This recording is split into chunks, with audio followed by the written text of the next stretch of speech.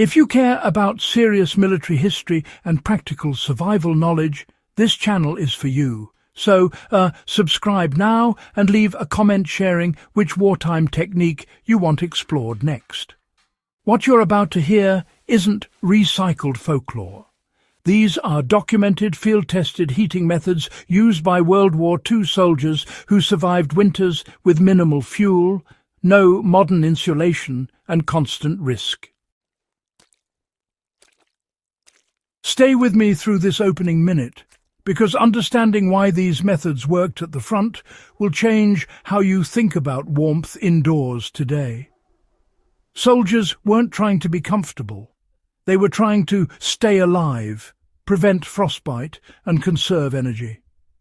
The same principles apply now, whether you're dealing with winter power outages, off-grid living, or simply reducing heating costs without sacrificing safety. Let's move straight into the real methods. The principle of trapping heat mattered more than generating it at the front. Infantry units on the Eastern Front and in the Ardennes learned quickly that creating heat was expensive, noisy, and dangerous. Trapping existing body heat was far more reliable. Soldiers layered clothing not for thickness alone, but for air gaps, which act as insulation.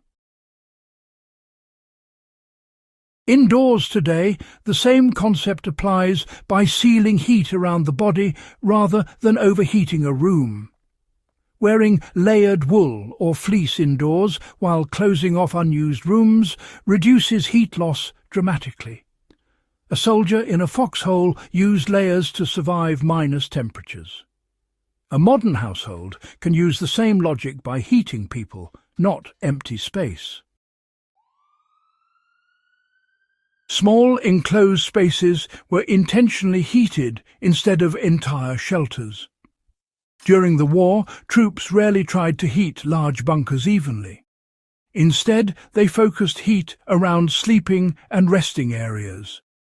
In their winter quarters, soldiers would use blankets, tarps, and timber to create these micro-environments inside larger structures. Indoors today, this kind of approach translates to isolating living spaces. Hanging thick curtains across doorways, closing off hallways, and, well, sleeping in smaller rooms helps keep warmth concentrated. This isn't just theoretical. British and German field manuals both emphasized localized warmth as a survival priority. Heated bedding was actually more effective than just heating the air. Soldiers understood that cold kills through the ground first. So they'd use straw, pine branches, folded coats, or even newspapers under their bedding to prevent heat loss into the frozen earth. Indoors, this principle still works, you know. Cold floors actually drain body heat faster than cold air does. Placing rugs, layered blankets, or insulated pads under beds and seating areas can noticeably improve warmth. Back in the war, WWII troops in Scandinavia survived because they insulated downward first. Yet modern homes often ignore this and waste heat trying to warm ceilings.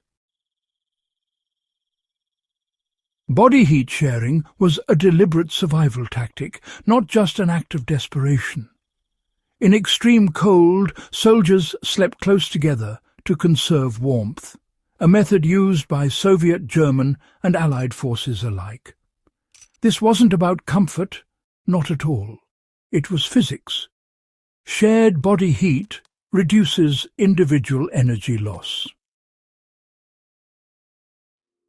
Indoors today, this principle applies during emergencies.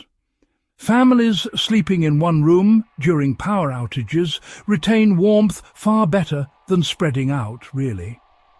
Even during normal winters, keeping household members in shared living areas during evenings can significantly reduce heating demands.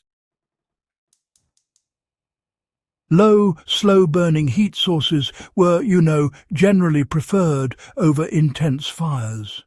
Frontline troops avoided roaring fires because they consumed fuel quickly, attracted unwanted attention, and, honestly, burned unevenly. Instead, they favoured slow-burning stoves, trench heaters, and carefully controlled embers. Indoors, the same logic applies to fireplaces, wood stoves, or even candles, as long as they're used safely.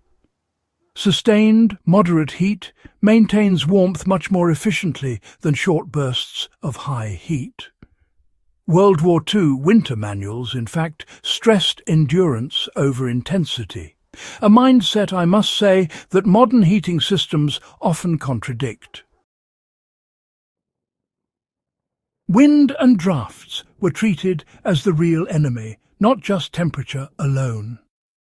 Soldiers quickly learned that wind exposure was, in many cases, far more dangerous than low temperature itself. Trenches were reinforced with fabric, wood, and earth, specifically to block airflow. Indoors, drafts undermine heating more than most people realize. Sealing window gaps, using draft stoppers under doors, and covering unused vents really does mirror frontline techniques. German field reports, time and again, emphasized that blocking wind could actually raise perceived temperature by several degrees, all without adding any extra fuel. Routine movement was used to maintain core warmth without, breaking a sweat. Soldiers were trained to move periodically to keep their circulation up while avoiding perspiration, which could freeze later on. Indoors, light movement achieves the same effect. Just standing up, stretching, or doing brief physical tasks generates heat without raising the room temperature. This principle is especially useful during outages or fuel shortages. World War II troops survived nights by balancing stillness and movement very carefully. And honestly, that balance remains just as relevant today. These heating techniques weren't just improvisations. They were refined under truly lethal conditions by men who had, frankly, no margin for error.